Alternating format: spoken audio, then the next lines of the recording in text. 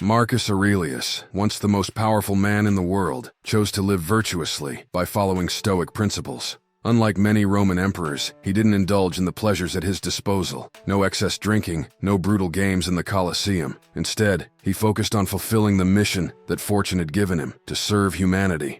This choice required strength, discipline, and a higher purpose. Marcus knew that true fulfillment didn't come from fleeting pleasures, but from living a life of virtue, aligned with a greater purpose. Marcus was deeply committed to his purpose, but to succeed, he knew he had to let go of distractions. In today's world, we are constantly bombarded by messages and temptations that pull us away from what truly matters. It takes strength to discern what is important from mere noise. One core Stoic idea, articulated by Epictetus, is recognizing what we can and cannot control. This distinction is crucial for living a purposeful life, free from unnecessary suffering. Most things, aside from our actions, are beyond our control. But should we detach entirely from the world? Not at all. The Stoics understood that trying to control what we can't leads to suffering. Much of our pain is self-inflicted because we resist what we cannot change.